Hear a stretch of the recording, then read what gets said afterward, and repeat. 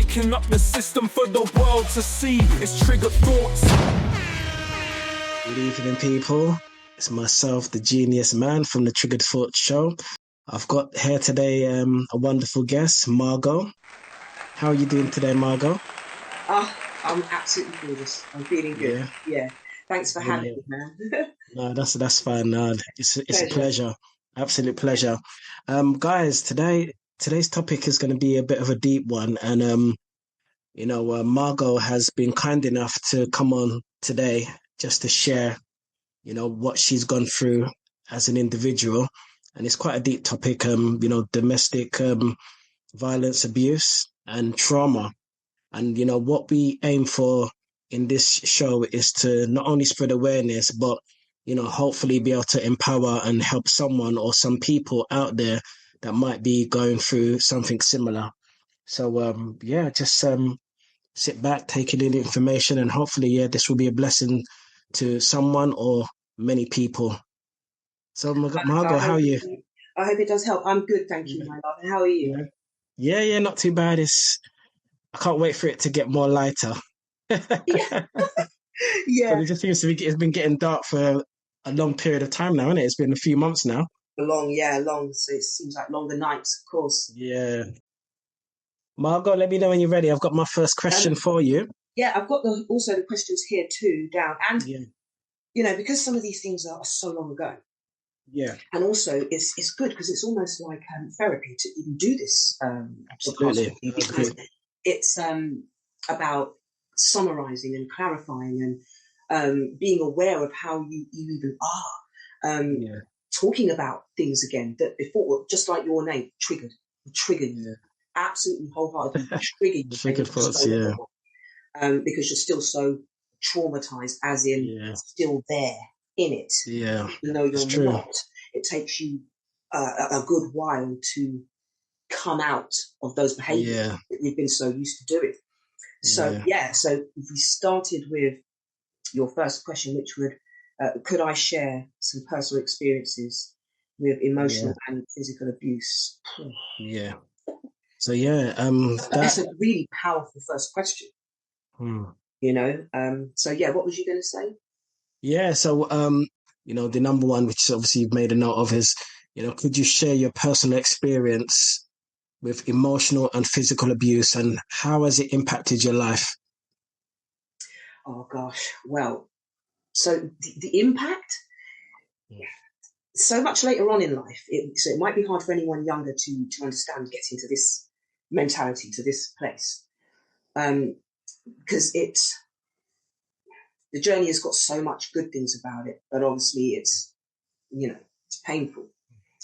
So it's got two different kind of impacts, good and bad, but you have to work from the bad to get to the good. So it's a journey. The emotional impact was straight away you get separation anxiety, which is what I had, because the story goes, my mother had me in some unsavory places. It was in the children's home, back out, in, out. Then she wouldn't turn up. Then she was elusive. And so there was no sense of settlement, consistency in being settled. So in the end, I think I was 3. And of course, this is in the 70s. So you have to understand, it's so brutal. They did things different. And bearing in mind, I'm of, in the term back then, so I don't want to be offending anyone of today, but mixed race was used. That was the term used. And so that meant it was hard to be placed. So it was misplacement. You just didn't belong anywhere. So it was, the emotional blow was, you imagine being 3 and how attached you are to your parents. And vice versa. So, later on in life, I would try and understand what kind of impact that is that. And then you would listen to people's responses into how they see that. And then I understood the gravity. You see, so I was dealing with separation anxiety. So I got pulled from her in a courtroom. And then that was it. It was off to the children's home. And I never saw anyone ever again. Well, sorry to hear that. That must have been quite I don't painful. see it is when you say that must have been awful. But the thing is, I don't remember that. I just had the backlash of that, and then had to get over that and stop dealing with it. There was no time to try and be counselor, psychologist, detective. I had to just survive. Yeah. So there was multiple things. So that was an emotional side, because I got ripped from her, put in a children's home, and then you just simply waited your turn to be picked. Oh my God. So you remember all that? Well, you see, when I managed to, 50 years later, I managed to meet my mother on Long Lost Families, 2018. And one of the things, when we were able to talk a bit, she was surprised I couldn't remember. So I would say to myself now, knowing that I probably blotted it out, because I don't remember anything before 3 years old, because some stuff was going on there that needed to be revealed. They did, but I didn't get any answers, but her face said a lot. And I turned up at Mrs. Powers, a woman eventually ended up adopting me, and I turned up with burns on my back, apparently. Oh, wow. And there was a whole long debate of whether that happened or not. I'll never get true clarity, because you're dealing with people that want to conceal, hide, cover. Yeah. So I'm never going to get a true answer, because people are going to answer in a way that benefits them. Yeah, that's very true. I had these burns all over my back, apparently, and I don't remember. I don't remember. Contemplated whether I would want to go under hypnosis. Then I say to myself, no, I've come so far. Do I really want to open something that could be? Why do it to myself? I come so far. For somebody younger, maybe that would be something that they would want to go and find out. But for me, I'm going to be 53 next month, and so it's closure for me. I'm in a completely different mindset. So that's how that one would go. My foster mother too, because this is childhood trauma. So there's the trauma from being taken from her, the emotional impact of that, separation anxiety. So that's what we call that. So I would say to someone, if you've always found it difficult to settle with people, to make friends, you find yourself always easier when you're alone, and you connect with animals and nature, and you do things with interests that keep you busy. You're not someone that's anti-people. It's just that you might be a bit more selective. And you're happy that makes with sense. yourself. You're someone that's confident with being with yourself. So it's very difficult how people will take this information I'm giving, depending on the age and the place that they're at. So Mrs. Powell was also a childhood trauma, and hers was, I think I put it here, emotional abuse, coercive control, mental abuse, passive aggression. That's a lot. She was doing all of those. Oh my God! And, that was and the thing was, as a child, I just knew. And see, this is why adults underestimate children. We might not have the big words, but our senses is what saves us. By the time you get to school and you've done the 12-step process, you don't use those anymore. Society don't want you using those. Yet they're the very thing you must be in harmony with yourself, because as a child you just use them, and the whole idea is to understand that and overstand that, which is what I ended up doing. And I will always say to people, start by self-awareness, because self-awareness is understanding one's emotions. When you are in tune and you are a friend to your emotions, and you realize they're there to serve you, not shit the life out of you, you understand that you get discernment, and then you can be someone that prevents.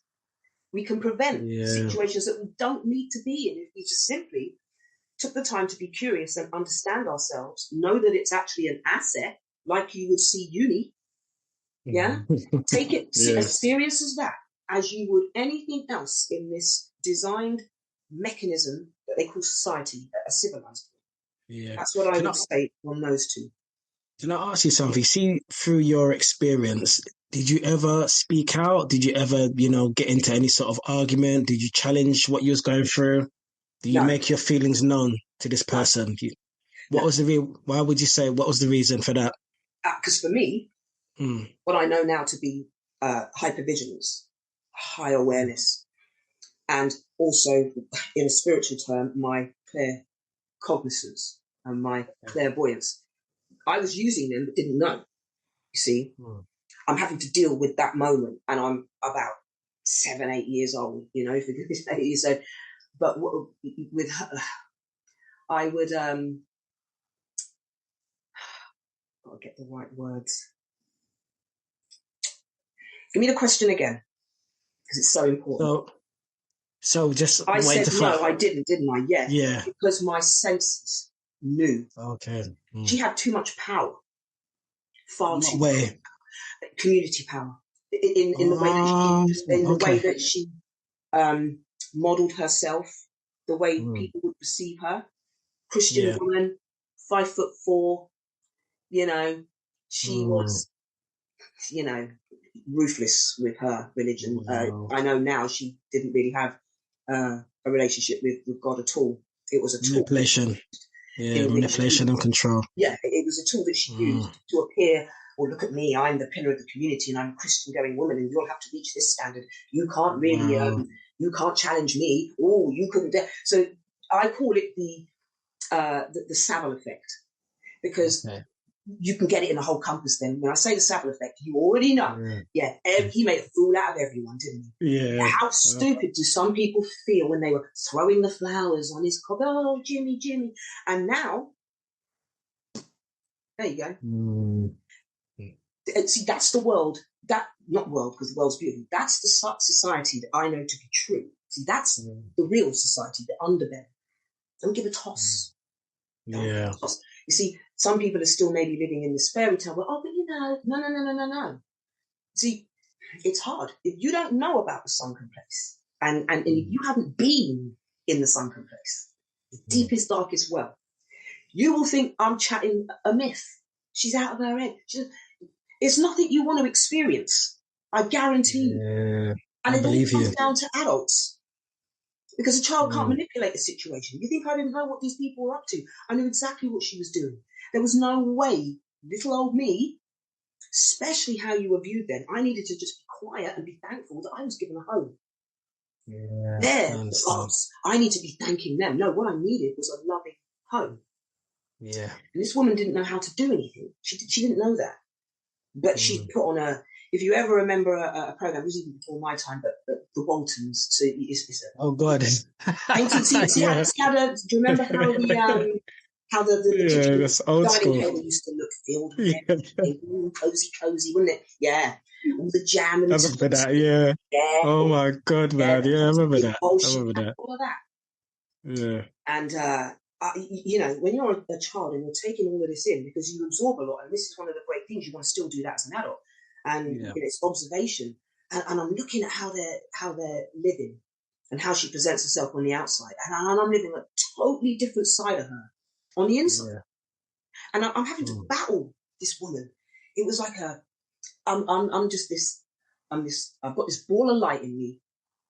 And ever since I came, it's been like, that's been the challenge, is to kick that out of me. So she was one of my biggest battles, because over time with her, it was almost like I realized, you're someone that puts a lot of effort into hiding. You don't want to face certain things, but you're taking it out on me. And you're doing some really messed up stuff. That's how some people are. Messed up stuff. And just to end that question, what she done is, so after I've been stripped from my mum, and that's a trauma that I'm just a kid, so I haven't actually dealt with that yet.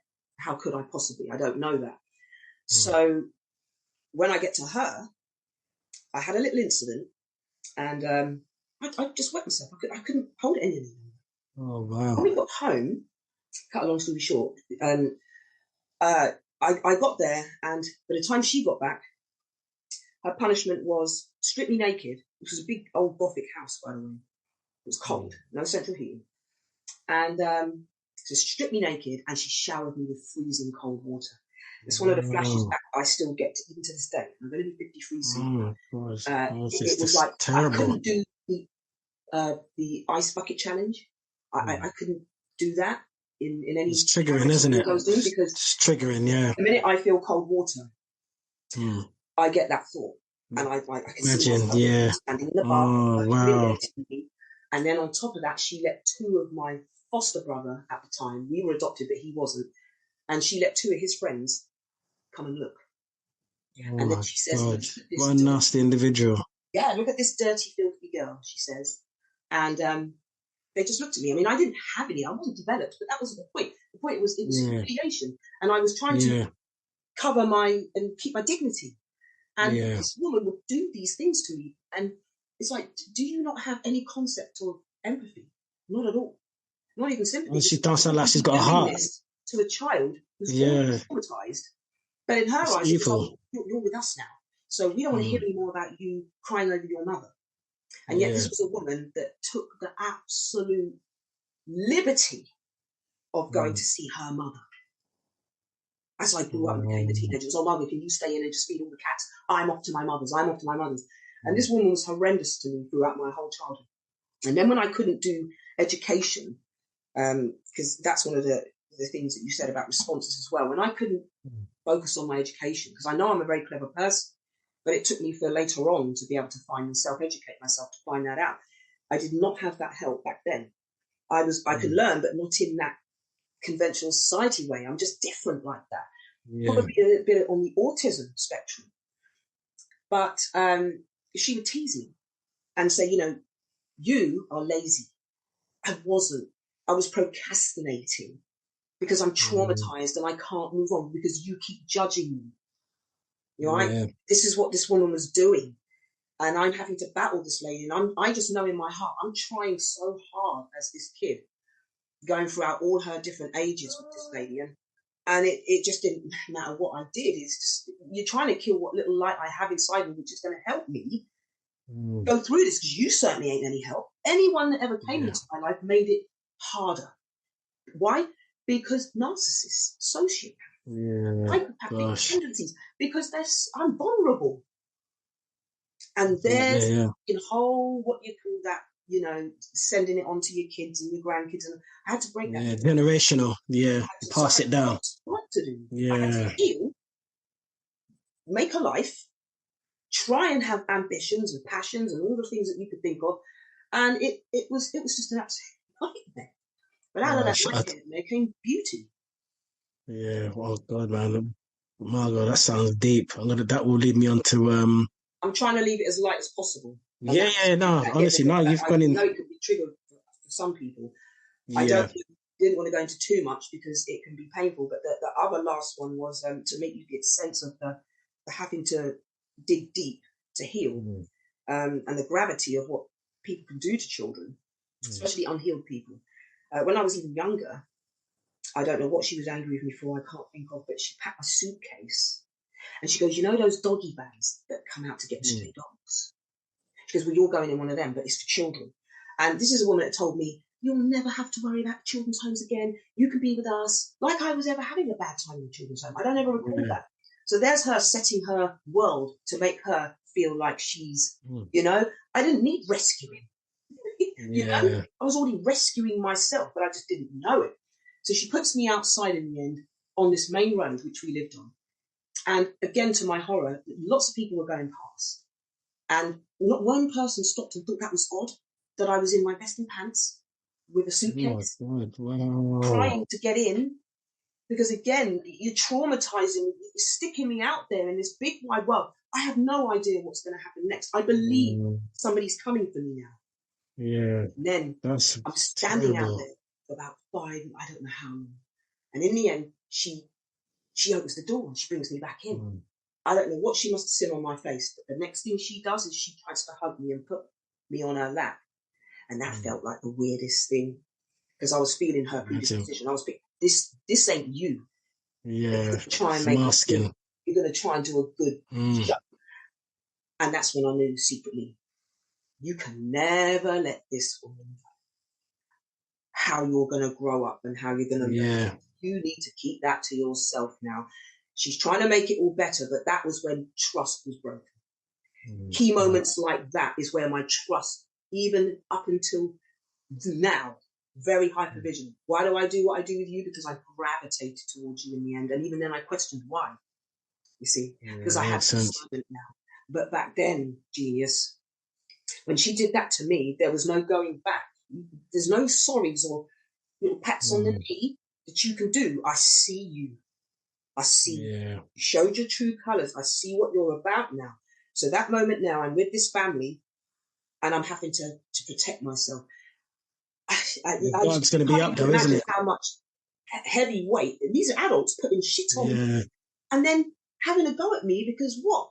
Am I not dealing with these good enough for you? Yeah. Unbelievable. When I look back at it, unbelievable. God. But yeah, sorry, next question because I don't want to. No, that's fine. Yeah, sorry you experienced that, Margot. Wow, that's quite a lot. If I don't say those things, it's not going to make any sense. No, it's true. For my second question, I wanted to ask you, so this could also, potentially help someone or others that are going through, similar situations, but find it very hard to open up, speak out. Would you be able to, share with us, like, what were the early signs or red flags that you noticed in the situation? Well, for red flags, you did notice, to my relationship with my husband, because the child one is more like childhood traumas and how traumas can come, and then mistakes like this one happened because it was literally when I was able to be 16. Out of the frying pan, straight into the fire, because my children was a narcissist, spoiled. One of the first signs, how they treat their mother and their families, massive sign. But when you're young, you think, you'll grow out of it. You just think that that's how they run. That's what you're told, yeah. I came from a very strict family, a very sort of religious, fanatical abuse. It wouldn't have been seen as that then. It would have been discipline. And his mum was just, wow, just the opposite. Allowed me to be for free. I could be myself, happy, musical. So that was fantastic. And so for a young age, you could be forgiven for thinking, oh, they're not signs, but they are red flags.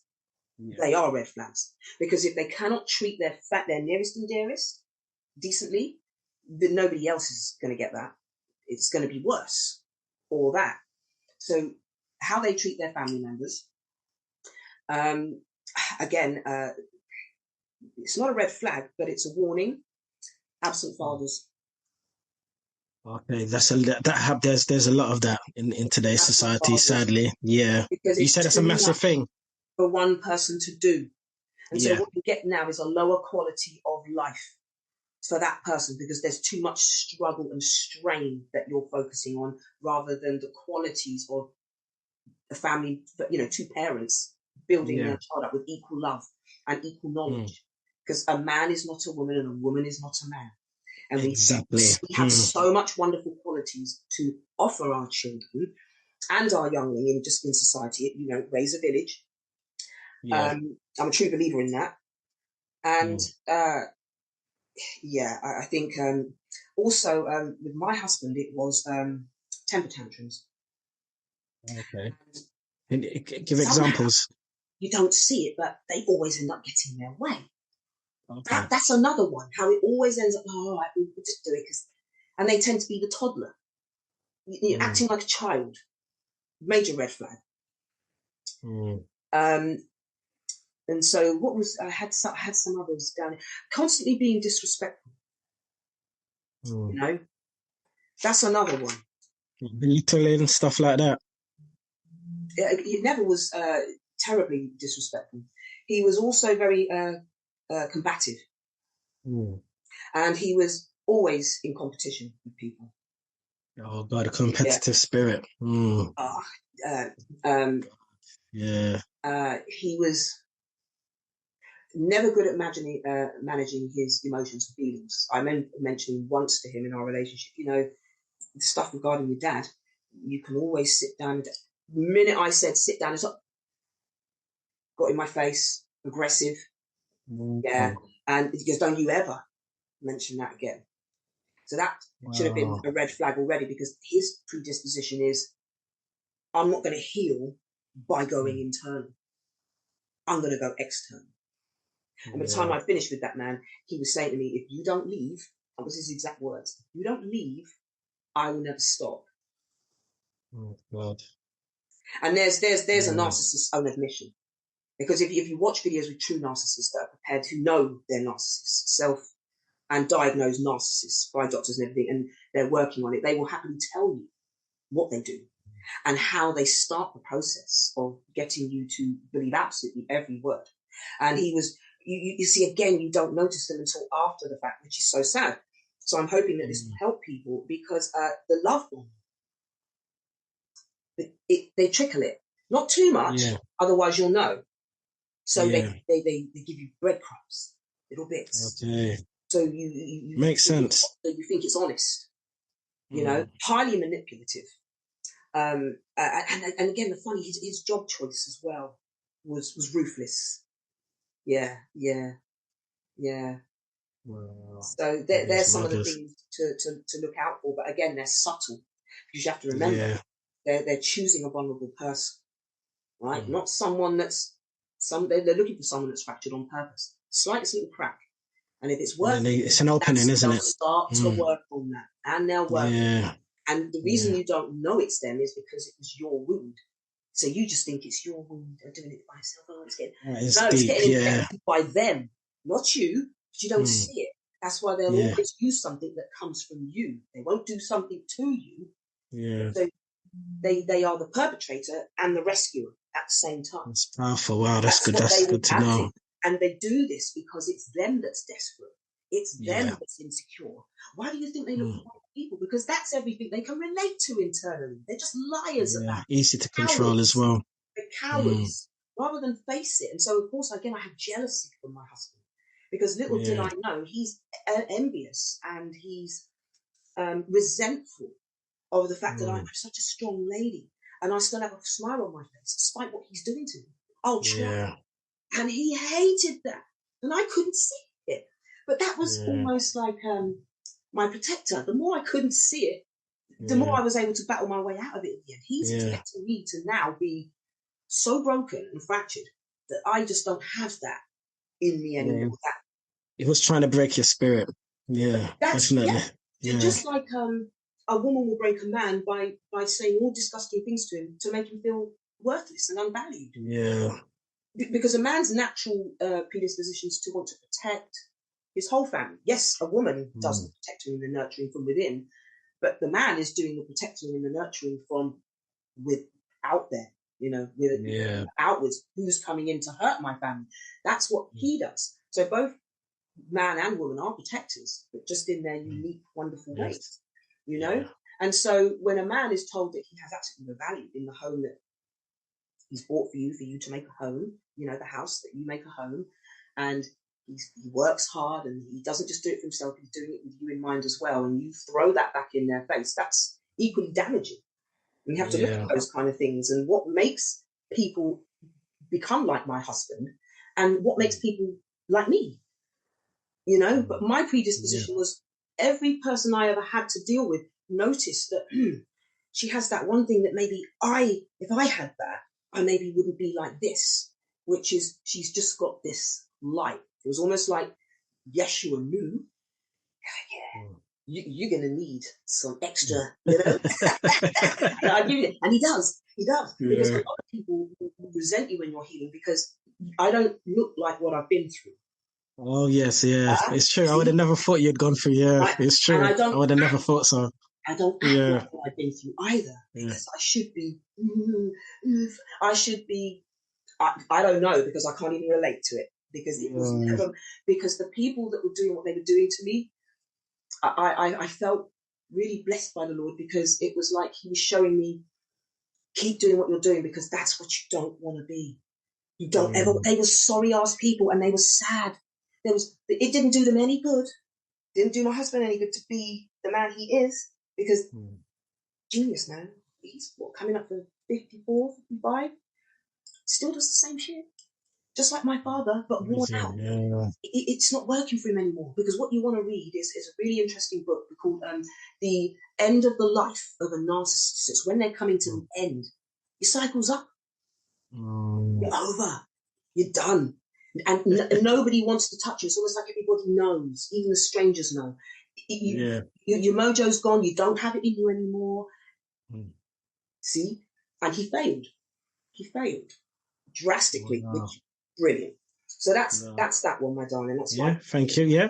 So you know, obviously you went in quite in depth there. You know, thank you for sharing that. Some very good points that you made. You know, how did the abuse progress over time, and you know, what tactics did the abuser use to maintain control? Again, so with my husband, he was aware that I had no family. One of the worst things you can do is when you meet people is tell them what your situations like that are. One, it's not appropriate because it's too early on, but also for your own safety, because now that person knows. And so now he knows exactly where you stand with family. So he knows this power doesn't give a shit about me. Green flag. Green flag for him. Red flag for me. So he comes in as not really showing, a bit like the comedian, not really showing what he's about. And we are young, remember, but as time went on, his behavior did change. And it changed because some people might be able to relate. If they are sadly still with someone that's abusive, or they've got free of someone, they might understand the baby wings. So with my husband, the pinnacle moment for him when his abuse escalated was when his mum passed away. And his words were to me, again, wait for it. Now she's dead. You're next. You're joking. No, I'm not joking. He said that to you? So that's two lots of things. If you don't leave, I will never stop. Right? And that's very consistent with their behavior. And now she's dead. You're next. And then words. Because I didn't realize, but see now to help people, his behavior will escalate, and you'll probably think, oh my God, it's frightening, because he's looking desperately now to make you more fractured, because he now needs to depend on you like he depended on his mother. Okay, this is an isolated circumstance, because other people's narcissistic partners may not have that. They may be different because they didn't have a mother in their life. It's so unique, to each person. But again, the classic basic base behavior is a narcissist is insecure. They're just very good at showing that they're not. And they put their life's effort into all of that. Everything has to be a smokescreen. And they will never be around you long enough for you to figure that out. The only person they'll do that with is the person that they're abusing inside. Everybody else makes sense. will never, ever, ever believe it. Even if they have some inkling that, I wonder if, but never as bad as what they could possibly imagine, because they know that person to be, it's just never, it's something. And then a lot of the blame goes on you. Well, if it's that bad, why do you believe it? It's this bad, why do you?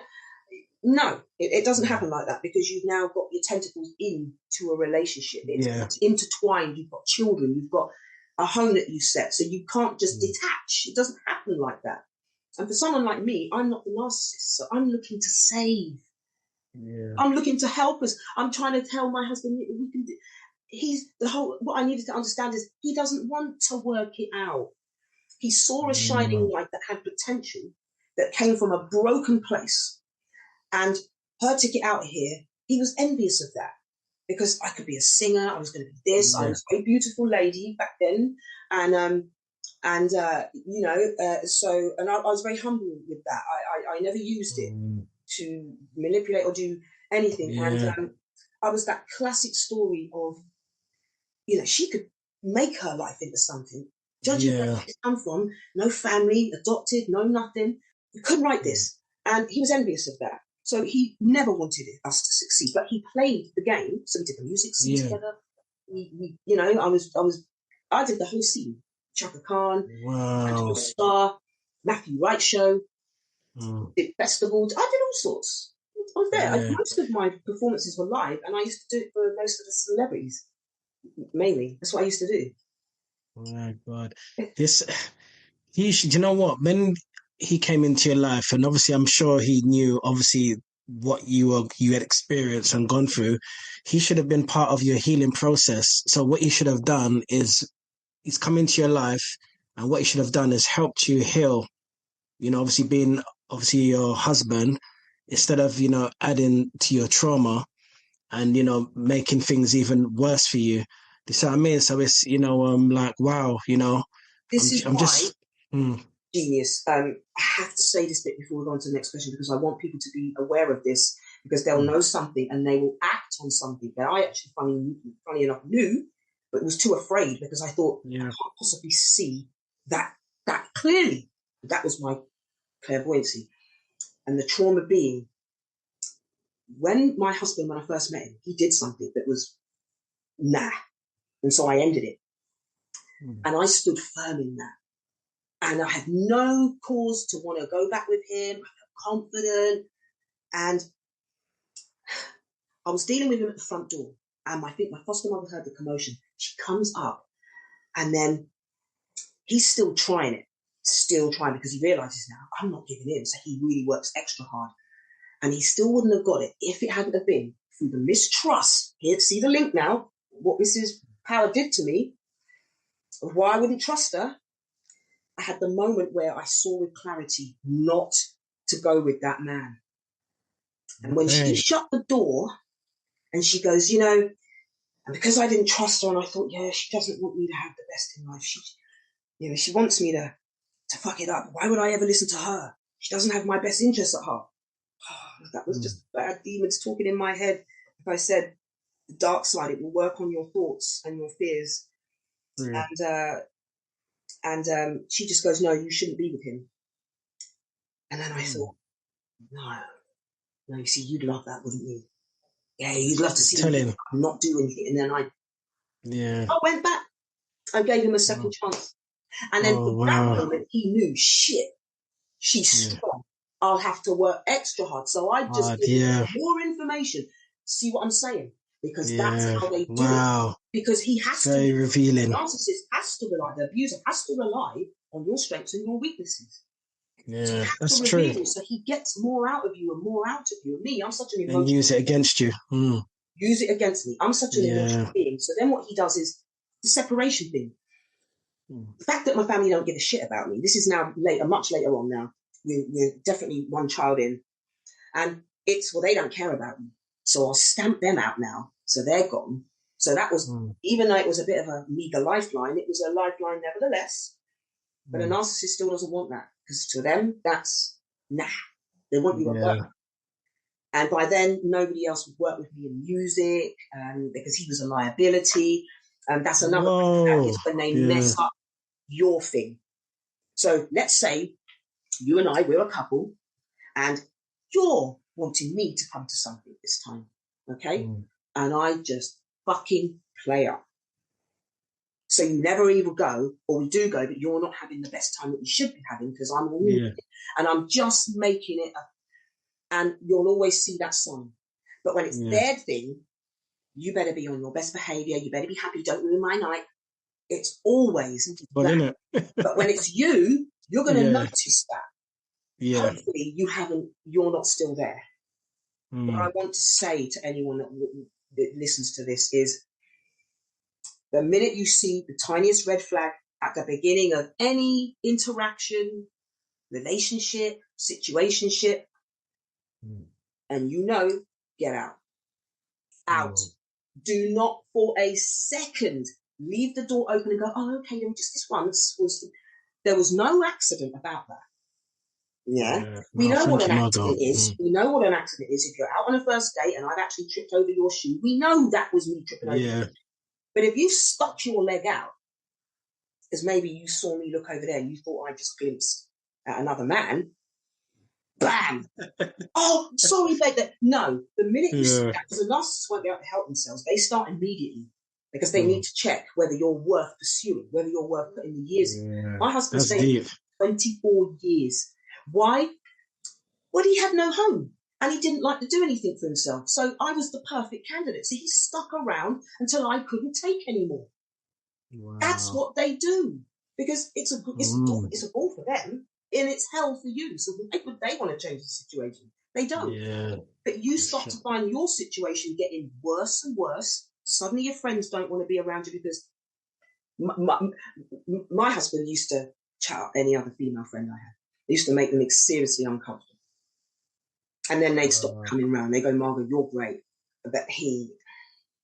Yeah, and also what you'll find out as well, I don't know what ladies do. I think, no, ladies sort of humiliate or talk off to, with other guys in a close quarters. But with men, what they'll do is, I don't know if some of the ladies will be able to verify this, but I know for a fact, one of the things that they do is when you go out together, they fuck off and leave you at the bar. Oh, wow. They leave you. Oh, I just got to go and talk to the mates, and then you just find yourself there for a good hour and a half, just mingling yourself. He used to do that to me all the time. And it was a way of subtly letting you know that you don't matter. You're not important. You're insignificant. Yeah. These are the things. It's a creeper. It's a creeper. It's shaving away. So they'll never make it blatant, because then they show their colours. They'll give away who they are, what they're doing. Yeah. They do the darkest, deepest, really meaningful things, right down to depths that, mate, it's I'm lucky to be alive, and I'm also lucky to be sane. Thank you for that. Yeah, sharing that part as well. That was very deep. Would you be able to also tell the people, like the psychological effects of the emotional and physical abuse that you had gone through, just also the short-term and long-term effects of that? Yeah. So always through the relationship or an encounter with a narcissist, there's always going to be psychological coercion immediately. And once you're in a relationship with that person and they're comfortable, it becomes the physical. So physically, he's burst my eardrum, and he does that because he knows I make music. So even though I can hear, if you was to say it's triggered thoughts, Marks, not bigger thoughts, I would sometimes mix them up. Then there was he set the dog, so the dog attacked me. Then there was they're not all in order. They're just coming out, because I'm trying to remember them all, because it's nice that I don't remember. There was the one where he picked me up and he threw me on I think, was it a lawnmower, something really metally and spiky, and that hurt my back. He's thrown me to the floor, my hair, belittled me. I think getting in my space as well, right in there. So it's intimidation tactics, isn't it? Absolutely. You can't move, you can't think, you can't move, you can't. They just want you in a constant state of stress. That's when they want to have their fun. And also at the same time, they don't want to, depending on what their agenda is, their overall agenda is, they don't want to destroy you too much unless they know they've got somebody else. But if they know you're a long-term thing, and depending on what they're dependent on, they don't want to mess me up too much, because also I was out singing a lot. So it's the places where they won't look. And the excuses of, I've never hit you in the face. And I ask you something. I was very taken back by the last point you mentioned. You said that he burst your eardrum. Did you, when all this was taking place, did you ever think to maybe, notify the police or counselling or the helpline or anything? Because this is quite graphic. Yeah. You couldn't do, because you have to you're right in the midst of it right now. Yeah. So let's say it's an MMA fight. And if they're scrapping hell for leather in that last round, you don't expect them to just suddenly stop. No one can intervene with that. It's scrappy. There was no counselling at that stage. What you're looking at is, I've got to find a way to get out of here. Yeah. Who do I have that I can rely on? Who do I have that's not busy, that can take the emotional time out to truly care? It's rare. I got lucky. His sister, she goes, everybody should do one good deed in their life. I'll help you. I'm like, okay, cool. And I was able to get myself to a refuge. Oh, that's good. Yeah. Did that help a lot? Yeah. Because Yeah. the first thing that happened when I was able to leave was I went up 2 cup sizes. I didn't even realize it was that bad. There you go. You see, so I had to get new clothes. And you could Stress, isn't it? you could suddenly see yourself again. You're like, oh my God, is that how under the cover I've been? Yeah, it's You the think you're stress. living, but you're not. And Yeah. you're not like this anymore or like that anymore. And you've got this sigh of relief and you're just like, wow. And you feel the difference of when they're gone and how now you can start to just live or just, shall I say, Yeah. just Breathe breathe. again. Yeah. Just breathe. So yeah, I mean, and then so that was the physical. And then the psychological was he'd say the classic, well, who are you going to go to? But in my situation, that was actually a fact. I didn't have anyone to go to. That's why I was easy target. There was no family, and there wasn't anyone around that loved me or cared about me enough to do anything. That's what he used against you. Yeah. So he knew, and he knew I just had no one in that town that was on my side. Everyone had a reason not, to have it in for me. Just, they didn't even know why they didn't like me. Gosh. I think people must have thought, that saying when people see the potential in you more than you do. So they get Yeah. I've heard that, yeah. And I think people saw me, this fairy tale story that, she's got the looks, the talent and the personality to come out of this. We don't want to see that happen. So people made sure that, and my husband was one of them, we should have made it in certain situations. It didn't make any sense. He was sabotaged. Let's see. He was sabotaged. Jealous of you. There was things I should have had. I was invited on. There was a Caribbean comedian. He used to be on a sitcom back in the day, and then he ended up having his own show. I wish I could remember his name. And I sang ages ago, years back, for the Nation of Islam. Yeah. Oh, wow. I sang. So I had 2 spiritual songs of my own that I'd written. So I chose those 2 to sing for these people. Lovely audience. And after I'd finished, the guy, he just goes, wow, that's Motown right there. And after the show, he had asked to see me. And lo and behold, my husband comes up, running up to me, trying to make out, And he goes, Rebel's done a really bad mistake. He's accidentally gone and told me that you don't speak to anyone. Wow. So they went off thinking I'm some arrogant, she doesn't. I didn't even have the opportunity. I went off to the changing rooms to change, and I had no opportunity to speak to this man. Gosh, Margot, wow, that's a lot, man. Yeah, that's many a lot. Many times I should have made it. Many times. Yeah. I say should have, but I actually did make it. In terms of not so much of the money, but everything else. Yes, I'm well respected. And no. Yeah. That's wow. Thanks for sharing. Sell my ass. I wouldn't do it. I couldn't do it. I just couldn't do it. That's I definitely believe there was an element of jealousy. He was jealous of you. I believe he saw your success. I believe he knew that you potentially were about to make it. And as you said before, he just wanted to not only sabotage, what you had going on in terms of obviously the links and stuff, but I feel that he didn't like the idea that you potentially could have been much better than him, and you would have gone global. Do you see what I mean? So it's sad. Yeah. People, and I think he realizes in the end, not so much the career side, but I would have met a man that would have showed me how you're supposed to be treated. Yeah, definitely. And then I would have had the power, the money to leave. I could have set myself up. He knows definitely, this. But yeah, I had nowhere definitely. to go. I couldn't have otherwise, because that was the obvious thing. Genius. Yeah. We're not stupid, but there's just so nowhere to go.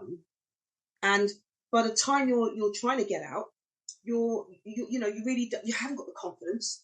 You don't want to tell anyone. You don't, because it's all about to come out now. And Yeah. then there's no going back. And there is an element of fear of, oh my God, it's the unknown. But the unknown is exactly the place you want to go, because A lot that's of people are scared of that. and it's a beautiful journey. And there's no more fear, there's no more doubt, and there's no more hurt and pain. It's just a situation that you've been in for so long. It's so familiar. You just think, oh, I'll just see it through to the end because I put so much into it.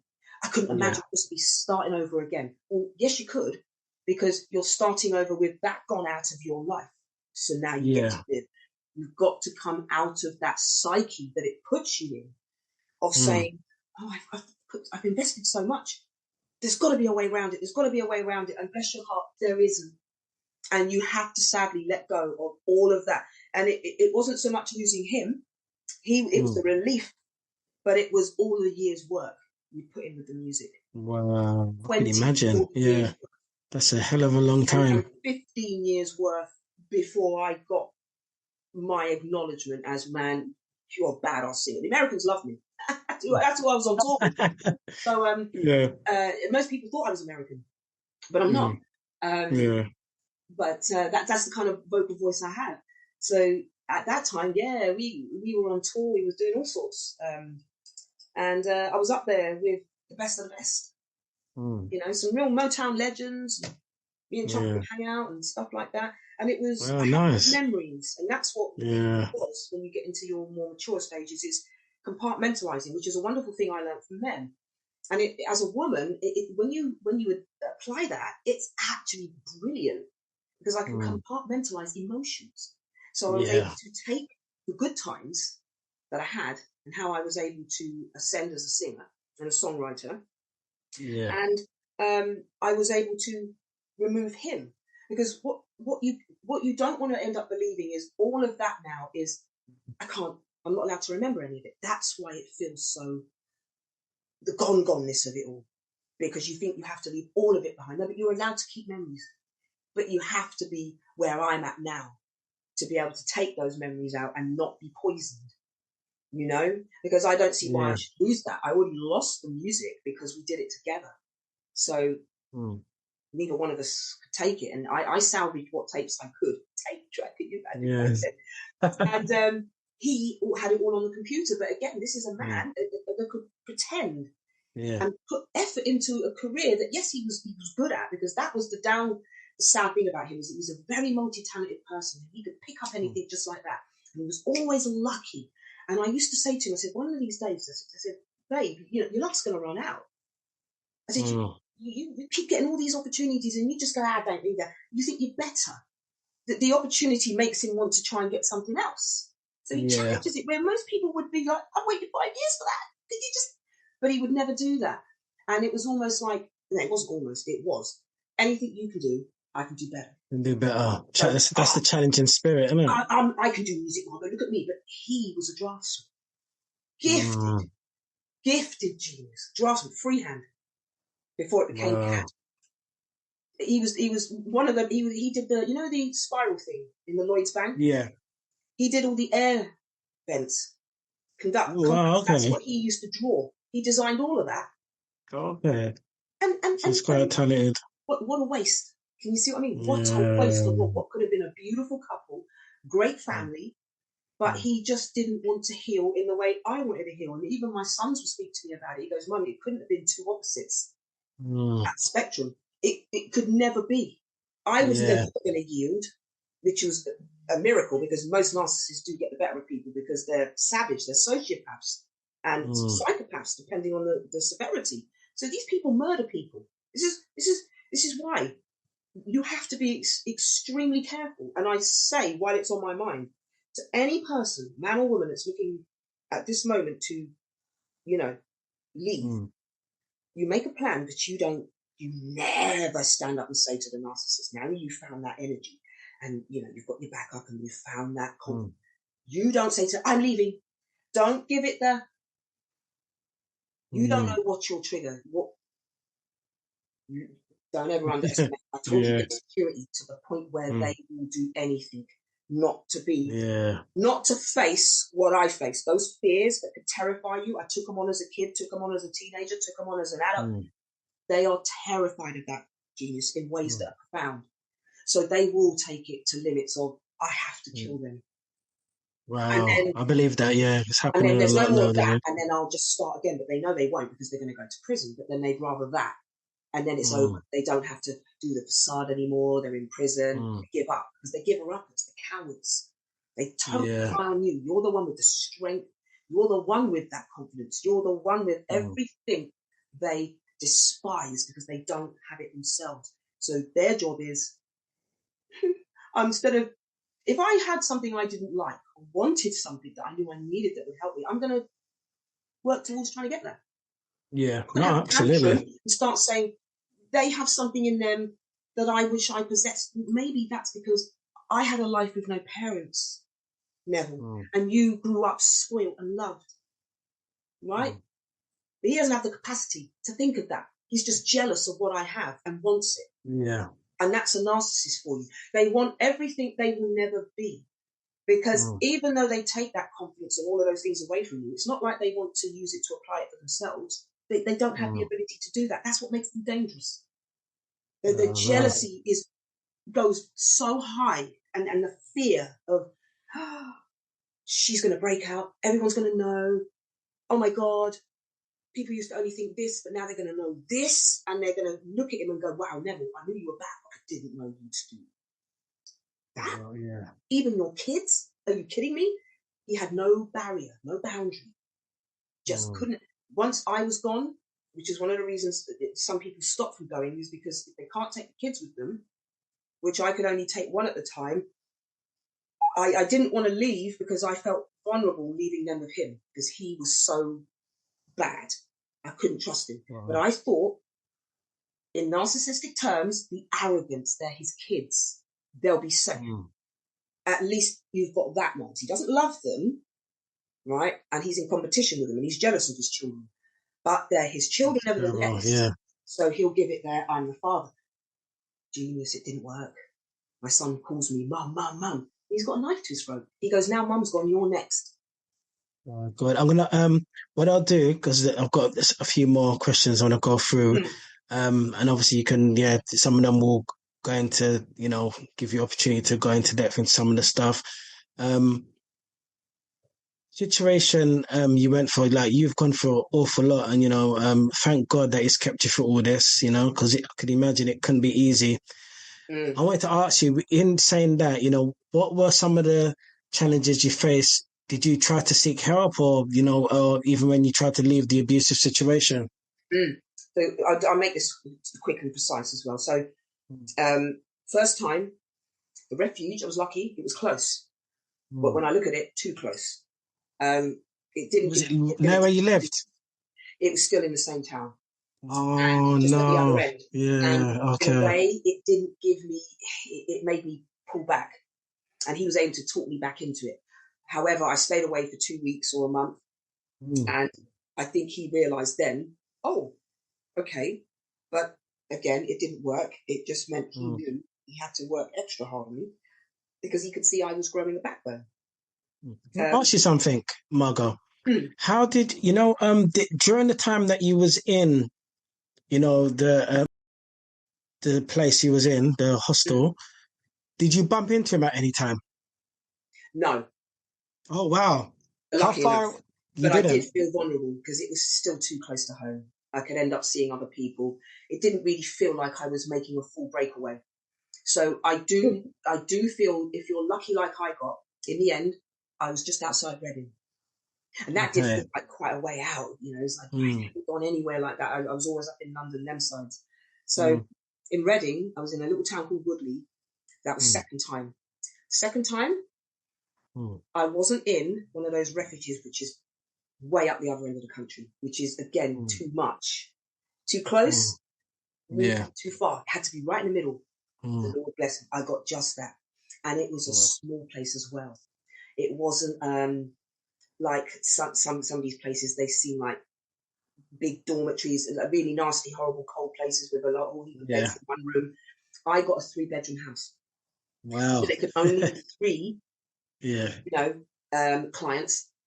And there was, because it was so rife, sadly, I had 6 months to turn things around.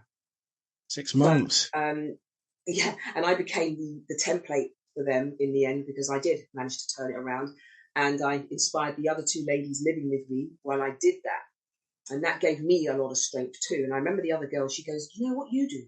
She goes, "You do stuff in a book that I've just read," and it was this Buddhist book, and she goes, "I'd like you to read it."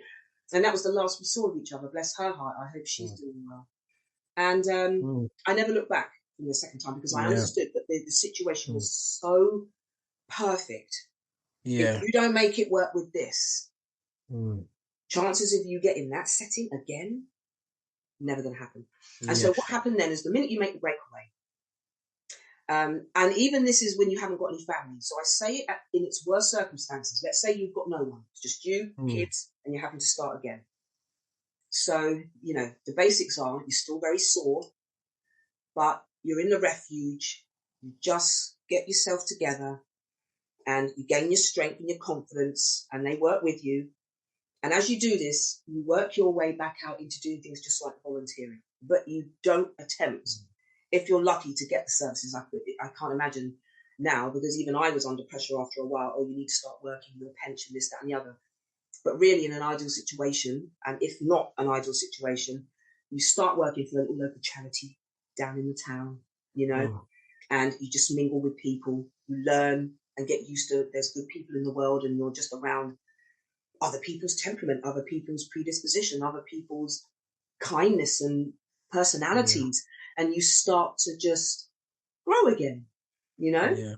And I would say, you know, focus on your children. If you have time, I would say definitely look into self-assessment, your emotions, the implications now of what happened to you. Really go in. When you're in a refuge, you know, I would say don't just, yes, you're going to be upset and you're going to be crying. You're going to be highly emotional. So allow the different emotions to come through, and one by one. So you have to learn patience. Allow each emotion its time, because you have to understand you've been deeply traumatized. So you must not underestimate the nurturing each emotion now needs, you know, and it's called self-care. You, for once, out of nobody, are acknowledging how you've been treated, and see yourself as a nurse, nursing yourself. And I like that. If you were somebody else, if it was someone else coming to you with what you are going through, how would you be treating them? With care, tentativeness, wouldn't you? I highly recommend you do that for yourself. Not easy, but it can be done. Margot, thank you so much for that. That was quite insightful. I want to go back to something that you said earlier. And this, I feel this will be the key, because I feel that a lot of people will be able to identify with something you said. You mentioned that 2 weeks, you know, into what, you know, obviously being in, you know, the hostel. You said that you contacted him. So, you know, so from the time you left there and the time that you were in, you know, obviously the location you were at, you know, what was the reason that you contacted him? You know, like obviously, and then in allowed the him first to. one, that was because he was able to lure me back. I wasn't strong enough. I realised that. What did he say to you to help? You know, like to help some other people that might be going through the same thing presently. Yeah. What was first, he gave it the, I'm not angry, I'm sorry. You know, I realise now. People, show me something that I haven't seen before. He gave it all of that. Okay. But then months into a relationship, this is what you got to remember about them. They don't forget. Yeah, it suits them. And because remember, they're the one. It's all about them. So I don't know how long it was into it, but I remember thinking, oh, wow, I learned something that he didn't know about me. I started to learn. And then I realised, shit, he didn't like that. And he said to me, yeah, you thought you could leave, did you? Yeah, I'll make sure this time you don't. So now he's letting me know that you should never have given that secret away. I don't like the fact that you've shown me strength. So now I know I need to work harder on you to bring you down. Whole controlling thing again, isn't it? It's that wanting to be in control, wanting to be dominant over the situation. Because now I'm like a slippery fish. Yeah, scoop me up in the neck before, wouldn't you? Oh yeah, scoop. And now it's, that's broken, And now he's happy to do me like that, but I'm finding my way out, and that's when it comes in, and that's the most dangerous stage with an abusive relationship. You have to remember, keep it quiet, have your plan, Don't tell everyone, just one person or two people or anyone that you know that you can trust. Yeah. If you haven't had the chance to go to a refuge, you need to get out first, then seek the refuge. If you have got friends and family that are happy to help set you up and keep you there until you can get your own place and stuff, and you have your little hideaway bag. Hideaway bag. If anything, don't have anything packed at home. Ask a friend to pack something for you. They'll buy it for you. Get you your little new outfit, because really you might have to leave with nothing. I had to leave. I left with just my handbag. I didn't take nothing. Wow. It was painful. And I just walked out with the clothes on my back and my dignity like this. So but if you're thinking of leaving, never ever announce it. Don't ever. You're tempting fate there. You really are. Narcissists cannot handle their temper, and you don't know where you'll be sending them. And if they think for a second they're losing and you're leaving for good, you don't know at that point what they'll do. Neither do they. No. Thanks for that, Margot. I'd like to ask you two things before we move on to the next question. Yeah. During the time that you were away from him, was there any point in time where you missed him during that period? Did you think about him? Or did you kind of look at it as you didn't? Okay, that's interesting. For me, it was just finally you've managed to do it, and only I wish I could have done it sooner. And one of the first things that he spoke to me about, Claire, bless her heart, is she goes, Margot, I don't know a single person that hasn't come through here where the next battle now is the shock of how much time you spent there. That's another whole sort of thingy all on its own. Because now it's like you're facing yourself now, and yourself has become the narcissist. Because how are you going to handle yourself? How are you going to treat yourself, knowing that you're going to deal with how could I have let myself down there? How could I have let the kid down there? You will absolutely have so much regret. That in itself can be damning to just try and come back from that. So you don't want to linger there. You have to really, like I said, don't be too overambitious where, once you get to the refuge, start doing self-healing. It doesn't work like that. You have to allow your emotions, and the hardest one is you'll beat yourself up about is how you allowed it to happen. Because understand this, when you leave them, you start to see the clarity, and you're like, I don't. Yeah. And then the strength of being able to leave puts you back on the strength level, and you're looking back going, I put up with that? I didn't. How? And then you hold on to that, Margot. And more, dream about them, love them, fantasize about them. I knew what he was doing, and that by the time he finished with me, I really did have nothing there to for me, as in, he might just.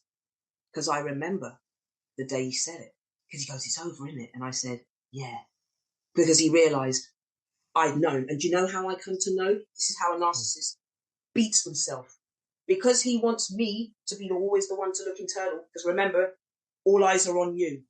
The minute they can see me beginning to, like an X-Men, when they pull out that thing and it's wearing off, she starts to, quickly, put some more in. Yeah? Yeah, okay, I'm like being drugged, it's over.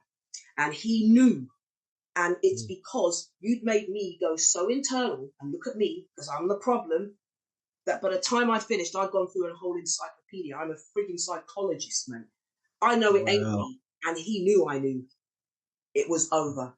And it was then he was happy to let me go. And he's like, yeah, well, I'm not a man. And I thought, this guy I'm not a man.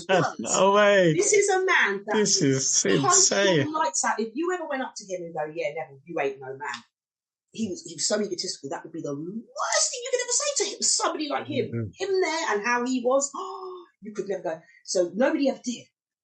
But you wouldn't say that. Neither would he. But because he's ready now and it's over, he's quite happy to walk down the street and say to me, you take it all on now, because he goes, I'm not a man.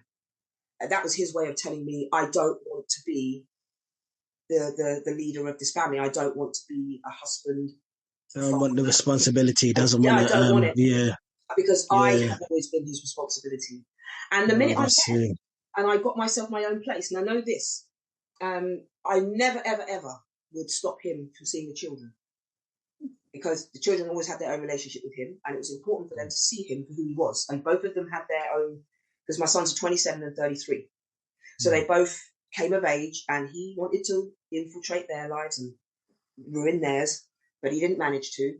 But he did leave them with some wounds, because, he held a knife to my oldest son's throat. He terrorized my youngest son because he was witnessing that to his older brother. And so, it was, he was absolutely diabolical. What people have to remember is the severity of how they treat you is how they feel inside about themselves. Yeah. They are a horror story. And that's what they live with every day. But you would never know that. You would have to, they know you would never know that. You're too busy being traumatized, and your confident self is now thinking that you're the problem. Again, it's all them. And as long as you remember that, that's when you won't even get yourself into that situation as far as I did. You will know, you stink of it. I don't even want to go out for a drink with you. It's all about prevention and discernment. Yeah. Thanks for that, Margot. I think you might have covered, because I was saying earlier, because he was about to pretty much answer my next question, because I was going to say to you, what you said there, thank you so much, because that's going to be very helpful for people that are, potentially going through that now. And, this will help them, because at least you've given some nuggets and, some tips on how, they can come up out of that. I wanted to also ask you as well to, further empower what you've said. How did you manage to cope and find the strength to move forward during and after the abuse? Because I feel that with this question here, it's going to provide insight for people that are going through this, and, people that might potentially go through this, or they may have kind of, like you mentioned earlier, they may have kind of identified some red flags, certain things that they're not sure of. So, how, did you cope and find the strength to move forward during and after the abuse? Just a few things. Yeah. Without, this is a great question, because I can't take full glory for it, because a part of it, sadly, is when you just simply had enough. And that kind of is this little, piece of gumption that you get that drives you to save yourself, survival. And it really does come down to how much you value yourself. And of course, I loved my children. And so straight away, it was, we're done. And once you say that, it's like a sliding doors moment. You have to literally keep that in your brain for a lot longer, so you then act on it, rather than get that little bit of bravery and then you go, oh, no, I won't. And then you do, and then you don't. Because it's not just that one time that you look to try and leave. You try to do it many times. You imagine it in your mind. Yeah. And then you look to see if you can make that a reality. And then things happen, and you get sucked back into, let's do the music again. Let's see if we can build up this positive thing. See, the positive things make you think it can work out. It's an illusion. There's nothing positive about it. And so it comes down to sheer will and sheer value about yourself. You'll know by the point of when you're at your last what you're going to do.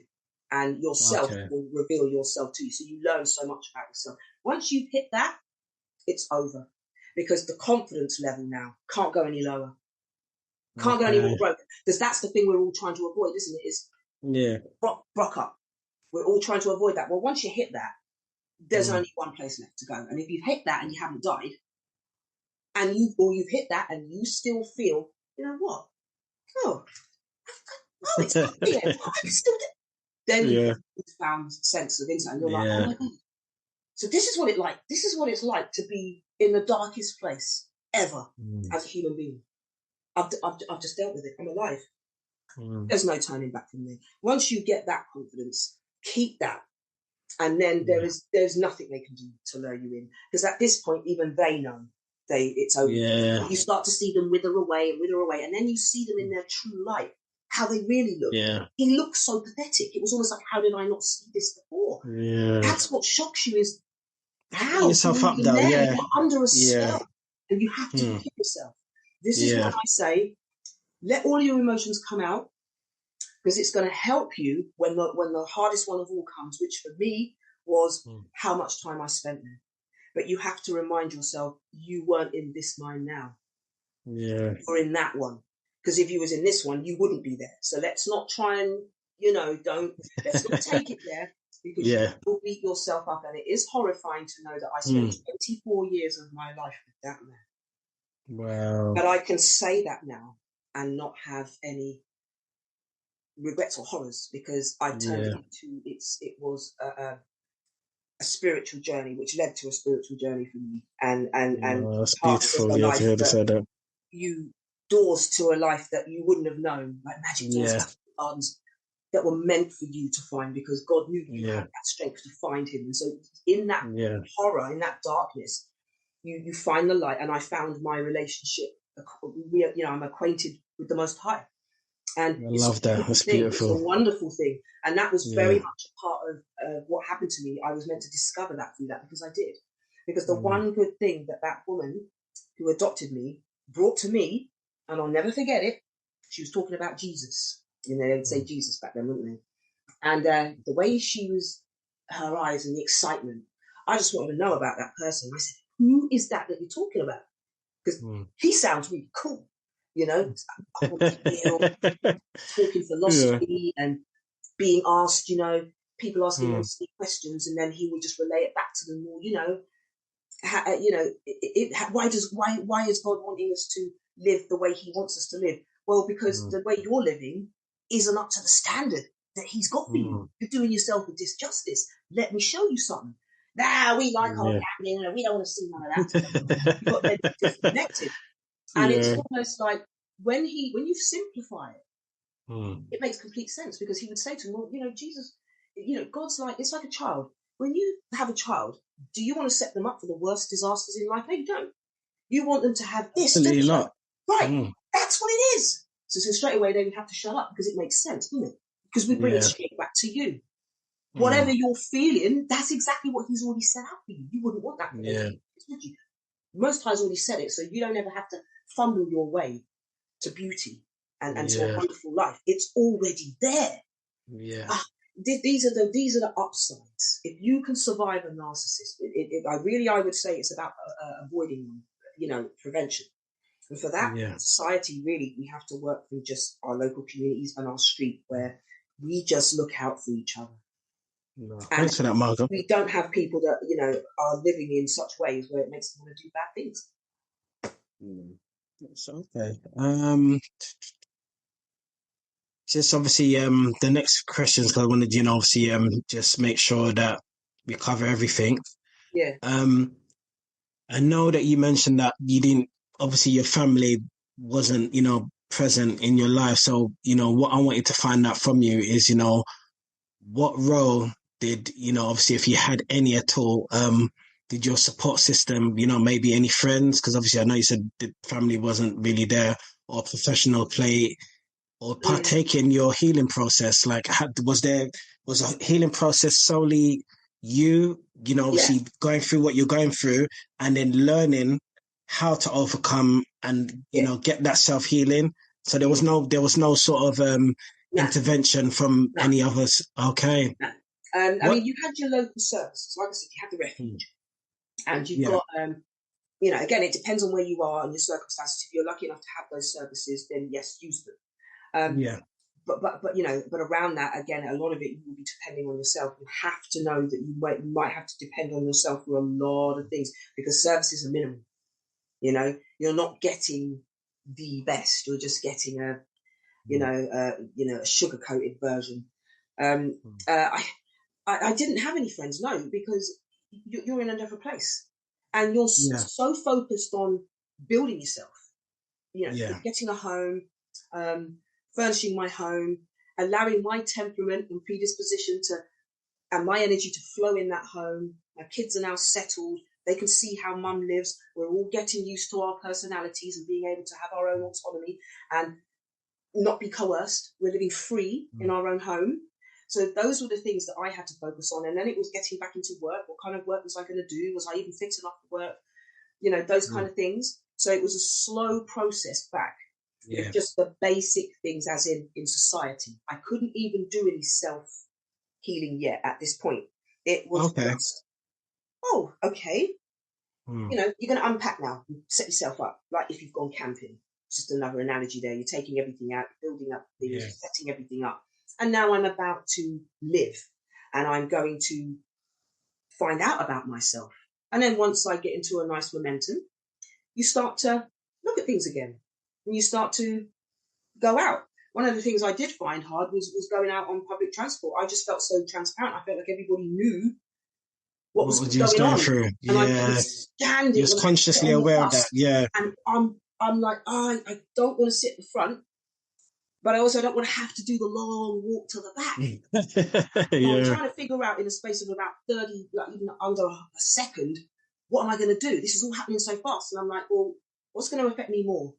The journey and being at the front and feeling like everyone's just piercing me, or sit in the back and get some solitude. Yeah. Back all the time. Back all the time. Margot, to tie in my last question, you know, with the next, I wanted to ask, you know, what would you say, you know, I think this is going to be one of the keys points is, you know, were there any specific resources or strategies that you found particularly helpful in your journey towards your road to recovery, like self-empowerment? Because I know you mentioned about the Most High, which is, you know, that was beautiful what you said, the Most High. Also, strategies. You mentioned a few things, you know, like even as you said, you're now starting to, you know, go back on bus. So I feel that was like even that little step there. That was an important part of you now starting to break out from what you've been experiencing, you know, with your husband, and you know, even as you said, because you felt kind of constantly aware, you know, that people knew what was going on, and you know, sometimes I think that even through your situation, you know, even though, you know, they can't obviously read your mind, but sometimes I feel that your outward reflection, some people might even notice, oh, you know, you can look on someone and you can say, oh, that person looks like they're going through that. But I feel that you're probably one of those people. You're very good at kind of masking, you know, like hiding how you really feel. It's only if you really open up and let people know, I've gone through this. About, oh, wow, you? No way. And you look like this. Do you see what I mean? So, So what would you like? What would you give any sort of stuff that could empower people? Again, it will come back to everything that's so take into consideration, like you said, the local services that you have in the community. You know, like the refuges, the places where you can go and get help and pamphlets, and you can sit and talk with people and have sessions with them. They can come to your house. All of those things that you get. Despite all of that, see, that's just a little backup thing. Places where you can go and exercise the very thing I'm about to tell you that you're going to have to do now. It's all to do with self-assessment and self-empowerment. I've worked in empowerment. But when you work in self-empowerment, if I go and do that for them, it's not empowerment. The idea is I've worked with some really, really difficult people where they cannot get out of bed. Just to go and do a simple thing. You've got to go and do your Department of Work and Pension interview. You have to go and, otherwise you're not going to get your money, love, which we know is going to give you even higher anxiety. So let's work together and we're going to do it. So the one thing that I will do, and I know they didn't like it, but I was going to do it anyway because my client had worked real well, and she was terribly frightened, and she'd gone to the doctor's appointment on her own, and then the next one was the Department of Work and Pensions. There's no way she stood a chance talking with these people on that level. She doesn't have it in her. So I wasn't going to let her be fed to the wolves on her own. And I thought she'd made such an effort, I'll go with her. So she's still doing it. She's still going to, have the conversation, but I'm going to be there as support. And also because I know they're going to chat shit to her as well. She's not going to end up getting nothing. So that had to, happen. But it leads me to say that someone like her wasn't going to be able to do what I could do because she has other issues. But for someone who is of sound mind, coherent, you have to work with your senses. Because the only person that's going to bring you back is you. You can have all of the support, but you have to do it on your own, because I have worked in those places. And a counsellor can't sit out there and physically go do it for you. Yeah. A counsellor and a psychologist cannot get into your mind and fix it all around and make it all nice and smooth. It has to be intricately done, step by step, by you. By yourself, And yeah. so these are some Okay. of the things you will gain, and you'll never lose them. But they're also things that you need to find. So you won't have these at first, but what you need to find is resilience, Okay. compassion, intuitiveness. You might, maybe clairvoyance and claircognizance you might not know about. It depends on what individual. If you're an individual like me, you might start to understand these things about yourself. You will need patience above everything. Patience is important. Be patient with yourself, because you are going to be really troubled with certain obstacles that you're going to have to get over. They're going to be awkward. Okay. However, they're just feelings that need their moment, because if you don't give it its moment, you will never get past it. So the emotion isn't saying, "Oh, you've got to go and do this, this, and this." It's just saying, "Can you just let me say how I feel? Let me say my piece." Because remember, you've been suppressed emotionally years. So now the breakthrough is being able to say this out loud or to yourself. This may take whatever time it takes. Do not put yourself under no time frame. Don't do that. Okay. That's important, yeah? Don't. Okay. Because you will then give yourself another adversity. Because that's just conflict right there. You don't need you against you. So you do that. You need you while you do this. Alongside comforting yourself, patience. That will give you inevitably to have resolve, understanding, empathy. You're going to need all of these things towards yourself. Okay? You're going to have to be the very thing that nobody was for you. I sound like some people, it's not fair. No, it ain't fair. So say it. Get that out. It's not fair, but it's not going away either. Yeah. It's never over. You still have you. It's unfair, but it ain't fucking over. That's what I say to people. It ain't over. And I did this alone. I did it alone. You're very powerful. Yeah. And if God I bless can you, man. do that, I guarantee you can do it. You've got loving friends, loving family. It only takes that one friend, just that one person, even a neighbor, someone that you know can help you work out of that. But you have to do self. See, it sounds like such a big word, doesn't it? Sounds so. She's telling me I don't have to go to college. No, I want to try and say this in the most magical, exciting way possible. Finding out about oneself. Like they teach in schools maybe sometimes about your emotions, knowing that they're there to give you a warning. So if you feel grumpy, it's not doing it to piss you off. It's doing it because your emotions, they don't speak. They speak in another way. So they make you feel certain things, so you'll address it. That's what they do. They're actually your friend. When you get to know that and you understand that you are an emotional being, and every time you're meeting someone, you are meeting people who are going through shit on different levels. But when we meet each other in public, we're not letting that off. But you're dealing with people who aren't all together as they say they are or claim to be. You see?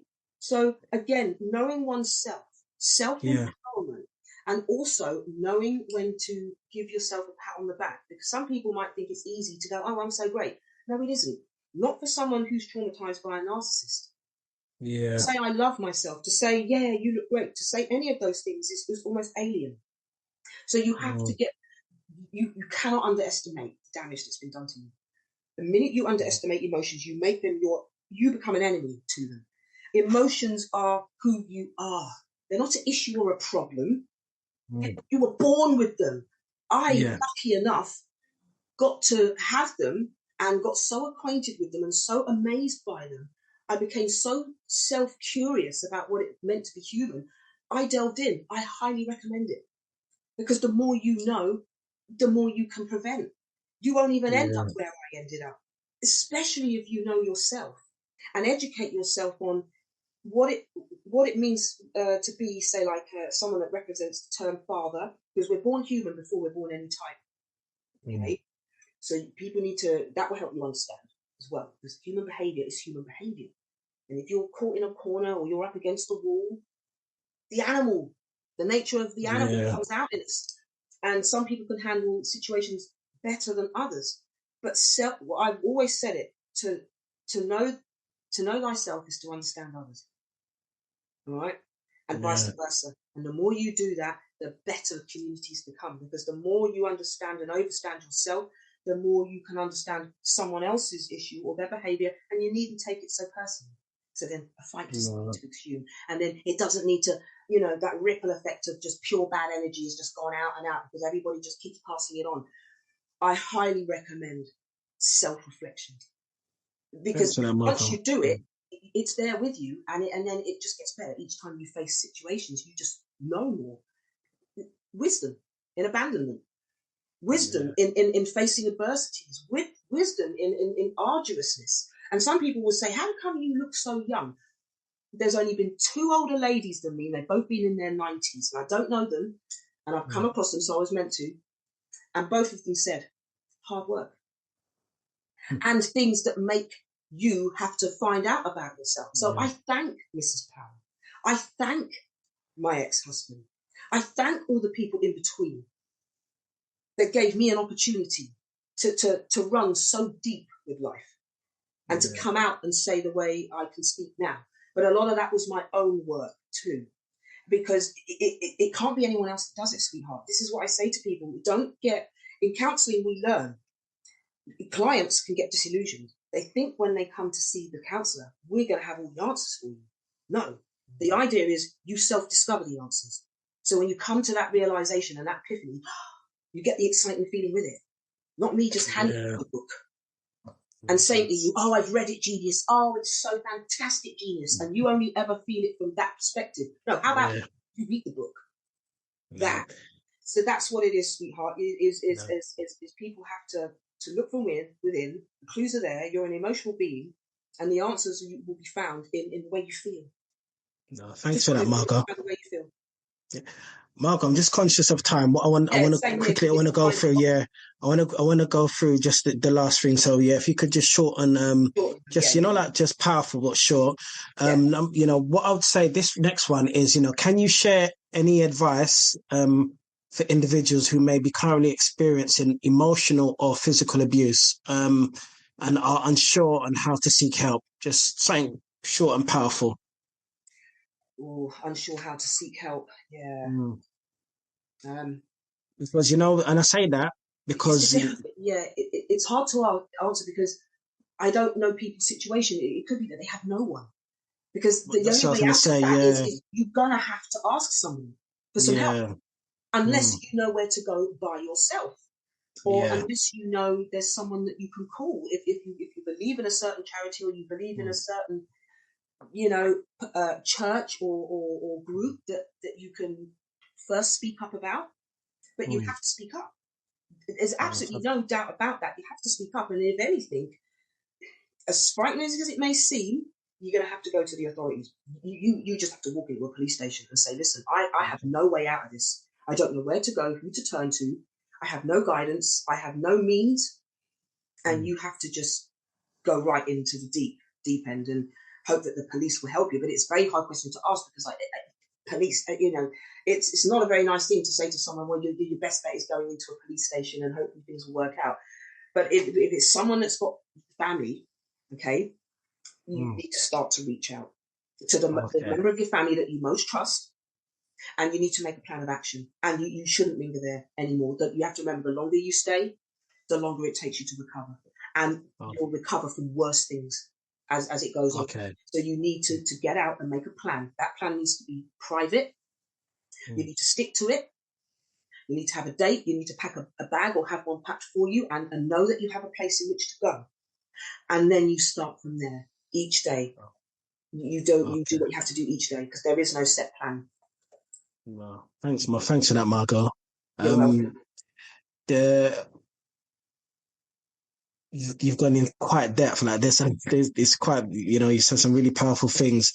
Through everything that you've experienced, how would you say your experience of abuse has shaped your perspective on life and relationships, and also personal boundaries? Perspective on life. That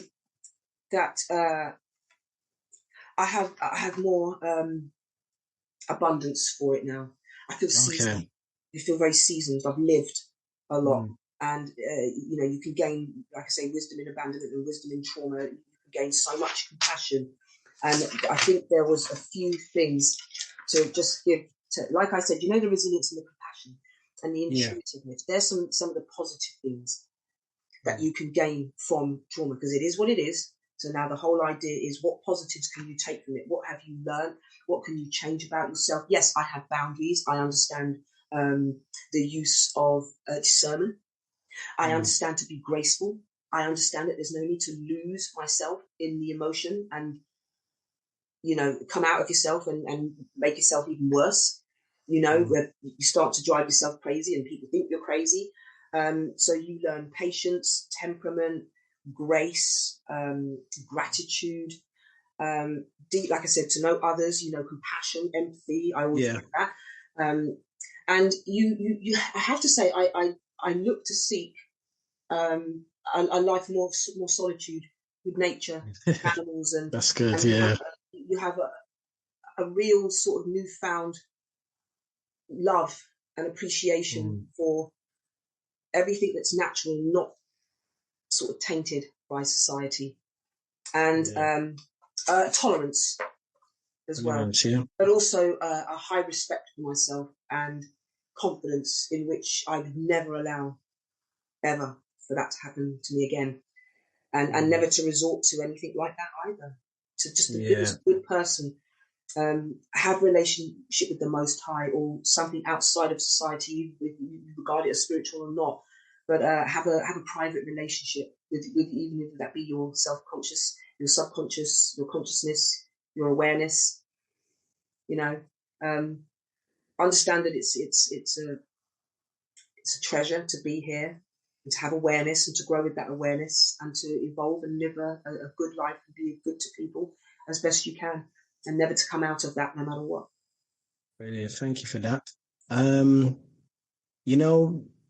Through everything you've gone through, how has your experience with emotional or physical abuse affected your self-esteem and self-worth? Because obviously during what you've gone through, I'm sure at some point that would have been impacted.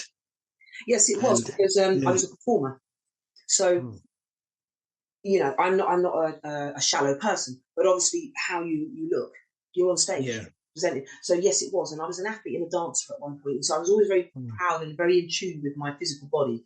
I had no insecurities until I met him, in that respect. I think what it's given me is I admire growing old gracefully. I'm happy with the way I see life and the way I see age. Okay. I have no regrets, and I am totally overwhelmed and blessed to have lived as long as I have, because a lot of people in my generation, they're all passing away. And to given what I've gone through and not to have had a full breakdown or a heart attack or a stroke or those kind of things, I feel, again, very, very blessed by the Most High to know that I'm in still good physical shape at 53. Yeah. I still, my spirit is young. I am of age and I am. Yeah, I can tell, yeah. So I am not, I don't feel old. I don't know what they say about this human thing about old and I don't feel that. I also feel blessed to be in the generation that I am, is that we don't destroy ourselves with all this new cosmetics, where they're doing the BPLs and all that stuff. Yeah. I really, really feel appreciated that in my generation, we love classic beauty and beauty in where you can see each face is different, the beauty in the individual, and how I don't ponder on age. And that I just feel so, grateful to be alive after what I've faced, to love life, to have the attitude and the approach that I do, to enjoy my grandchildren who are now 3 and 4. He's already. Oh, that's beautiful, yeah. And, back in the studio tomorrow doing some music.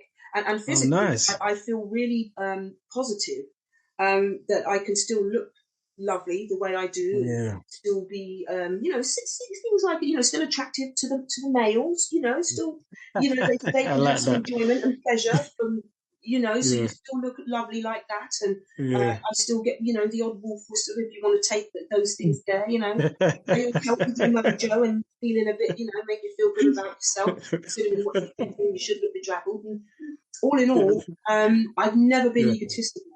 Or just about, the aesthetics and stuff, and I never will, and I'm very grateful for that too.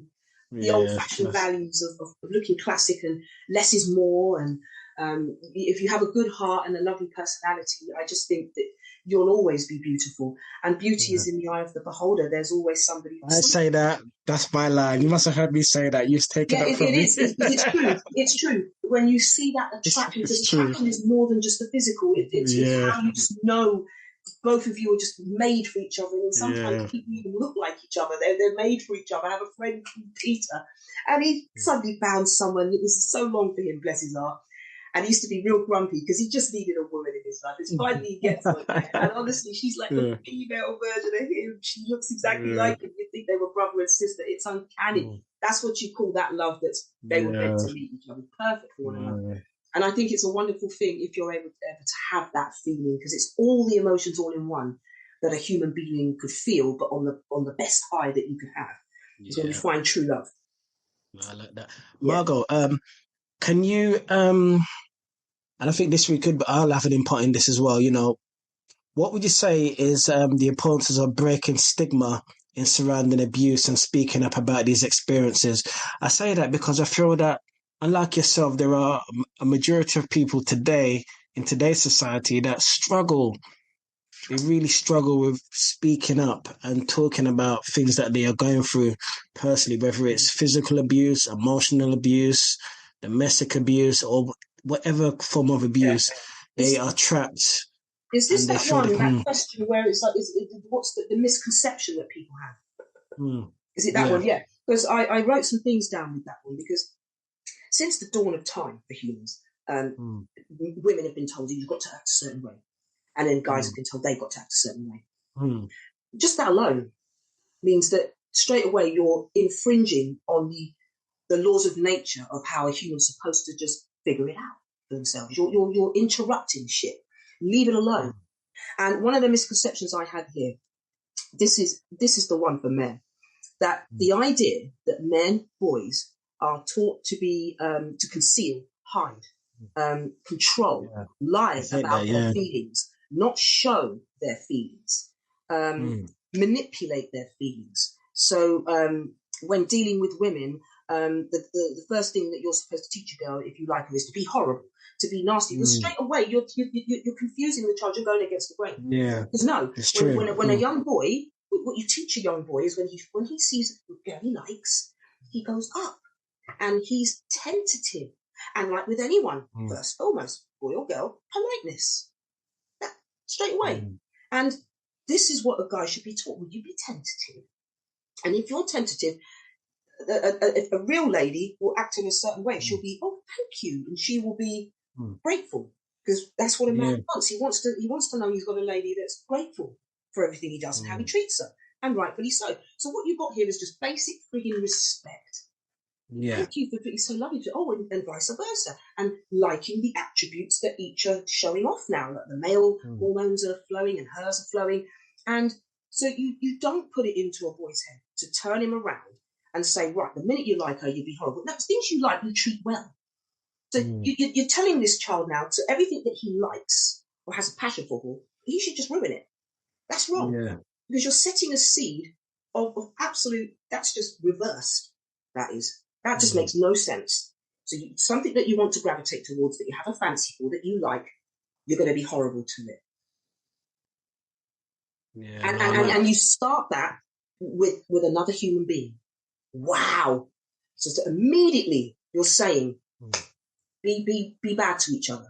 So that doesn't work. And then for the women, it's to know that you have to be submissive to violent behavior. That one. That's deep. Right. To you have to just accept sexualization from men. That you just have to be this doll. What they refer to in America, Carl Summers used to say. I said, well, what do you call me doll for? It would never really be too specific. But then I found out from a nasty video that we won't go into, but that's what they called the children dolls, and they had to just lie everywhere. That's one with that big paedophile ring that's across the country. Yeah, they laid the children down like dolls. But so all of that, and again, what fathers are, to not be appreciated. That motherhood is sort of like just you're just a mother, you just do women stuff. And none of that's important. Like what a man does and what a woman does aren't equally valuable. We bring balance. Exactly. It's not about equilibrium. I don't want to be equal to a man. I want to balance him and he balance me. That's powerful. That's beautiful. Not equilibrium. 100%. Yeah. Because the minute you want equilibrium, it makes a woman think that she has to try and fight to be a man. I can do what you can do, and vice versa. No, I do what I do best because I'm female. You can't breastfeed, genius. So you're gonna keep Margot. Like that. Yeah, but it's a shame that if we can just get out of those. I love that. Yeah, we might get S band, you know.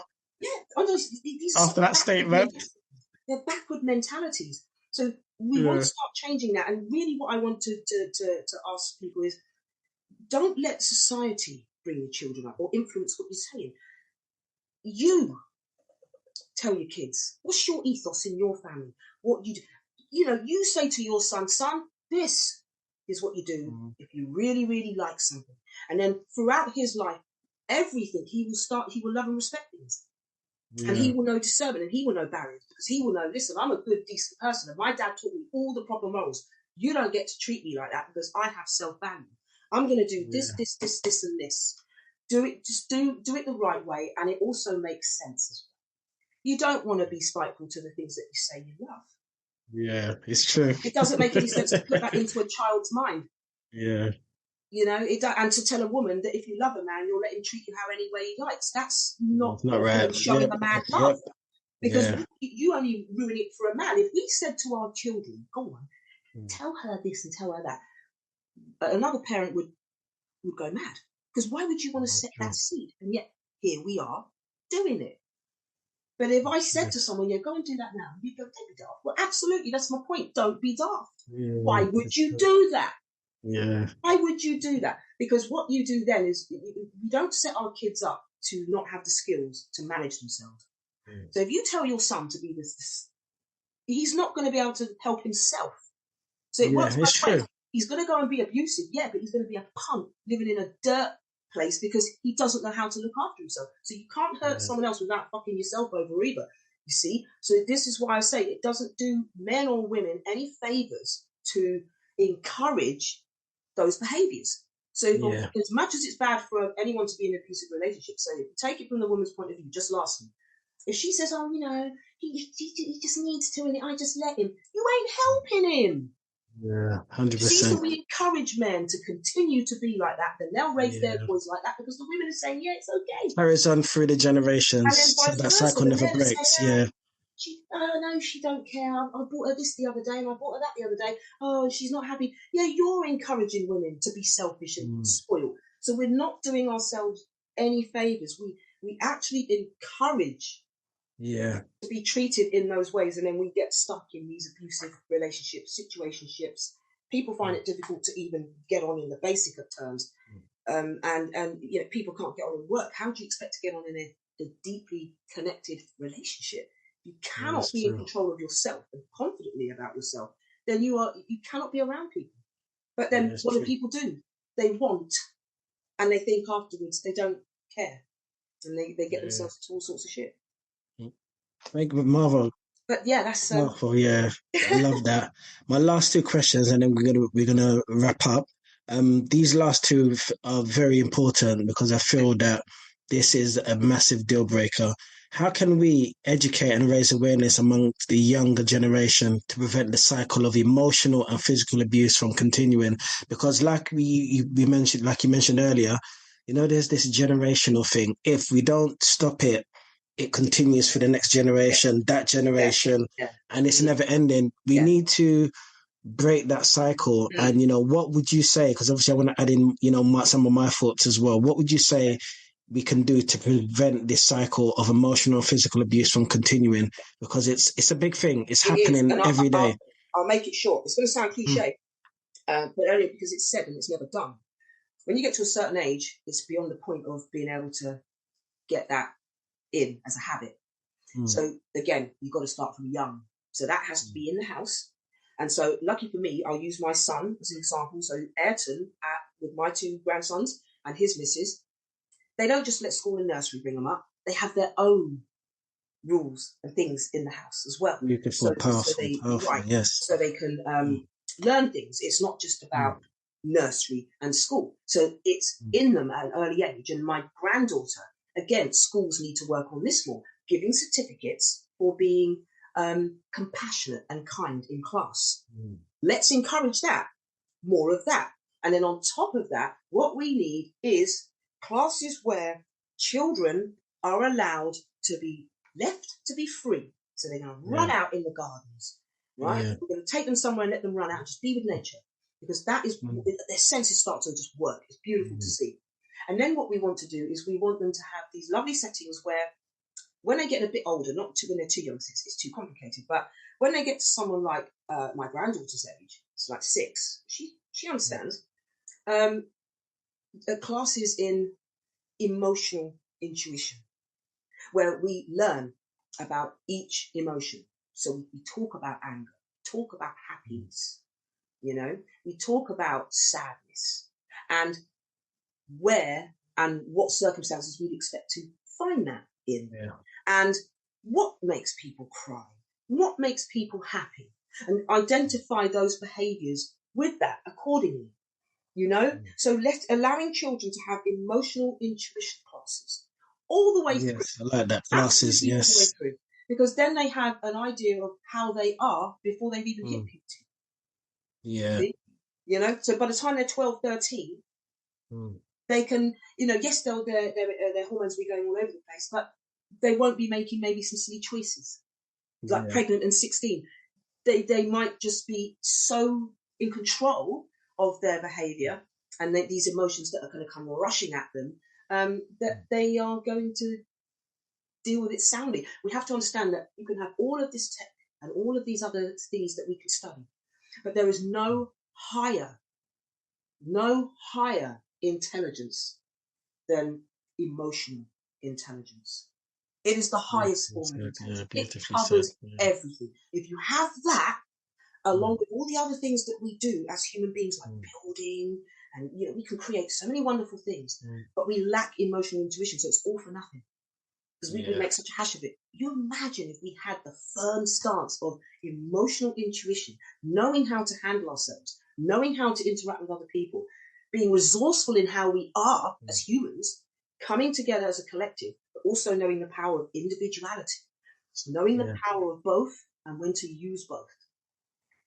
I'm so behind, but we have to get a younger generation who look at that and go, shit, what did I watch the other day? Oh, I can't remember the film. But matey comes back and he has to hunt so-and-so down. And anyway, they're in this museum and they go to the part where it's LA, 1998 sort of thing. And we're in a future now where we don't do guns anymore. And the ideology is that we look in the museum as remembrance of what not to ever do again. And, it was that kind of if only we was like that for real. But we know why we're not, and that's a completely different topic. We understand that the 5 families in power are not going to allow it, because the obvious question is, we're an intelligent species. Why are we allowing all this to happen when we've got solutions? It begs the question, why? They want it this way. Hence why self-assessment and knowing who you are is paramount, because this place will drive you crazy. You don't know what you're doing because it changes to suit the agenda, so you don't know who you are. Know thyself, and you will understand others. And that is my words on that. Oh, bless. Thank you so much for that, Margot. Last question. In what ways do you think we can encourage healthy relationships and foster open communications to create a safer and more supportive environment for everyone? I definitely believe, educational awareness, social awareness, people awareness, emotional awareness. It literally is just switching on and understanding, really senses. Now I'm just going to put them in the right order and enjoy that experience of putting them in the right order. And if we were all to just take the same interest in that as we do every other thing, people just wouldn't understand even the profound changes and the wonder of things that we would be in the community. It would be such a change. But it seems like such a dream, a myth, a legend that people just don't think can happen. And it would be a long process. You're talking having to do it with the young and seeing them, and then seeing implemented in schools, which is, and if not in schools, parents. But as parents are younger and have less values, they ain't teaching shit. And to end it, sadly, you're right. To end it, I want to see if you can find out some more stories on it. But I was watching something else, and this guy, I don't know if he was a teacher, but anyway, he's in the school setting, and he says, one of the kids goes, "Oh, sir, when did the world become colour?" And he goes, "What do you mean, when did the world become colour?" So basically, the kids in this younger generation, when they watch black and white movies, no one's telling them that that's actually TV and film, and we didn't know how to have colour back then, so it was done in black and white. They actually thought the world used to be black and white. And when did it I'm going to look into that. Are you kidding me? So the mate, he goes, "I don't believe you." He goes, "I'm going to go down the hall." And he goes, "I'm going to ask the next class." So he goes into the class and he asks the class, he goes, "Just a quick question. Who in this class used to think that the world was black and white?" Every single one of them put their hands up. Yeah. And another thing, who is it? One of these young kids thought, this was a good few years back as well, so it just goes to show you how bad it's got. One of the young kids goes, "Where does Jesus live?" And one of the kids says that the teacher goes, where do you think Jesus comes from?" And the kid goes, "Essex." I digress, mate. I rest my case. Essex. Oh my God, man. Essex, mate. Yeah. Margot, listen, I want people to follow you, because you honestly, like, you're very inspirational, and you know you're like a wealth of knowledge. Tell people how they can reach out to you on your socials, like provide your socials. Well, YouTube's quite different, so I normally just put up little affirmations up there. I'm trying to still master what kind of videos I can do for them, but you'll find me mainly on TikTok. Yeah. And Instagram, again, it's too much for your lifestyle. What I found is the best platform for me was TikTok, because it's all about other people. Yeah. What's your name on TikTok? Empress Kane. Okay, yeah. People, and go follow her. Yeah. In random places. My username is Empress Kane, but it's called Random Thoughts in Random Places. And then they'll see me come up. And also, what would be good is it helps them if they can private message me, or they can say it out on what they would like me to talk about.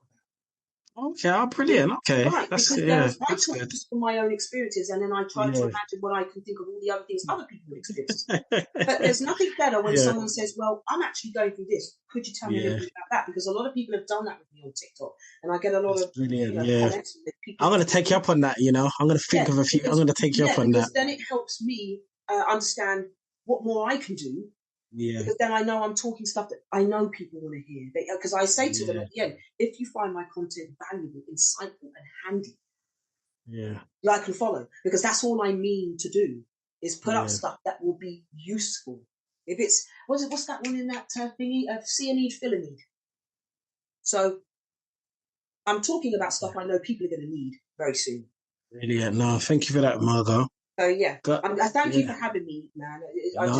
It's been a pleasure, man. I'm looking forward for this one to release, because I know it's going to impact and enlighten and empower a lot of people. Guys, I hope you enjoyed this show with Margot. Hope you're left empowered and have more insight and been able to also relate, but also find solutions to whatever you're experiencing and going through. Margot, thank you so much for coming on the show tonight, guys. I'm out, the official Geniusman Triggered Thoughts show, and Margot, I look forward to chopping it up with you again. Have a lovely evening, and we'll touch base. Take care.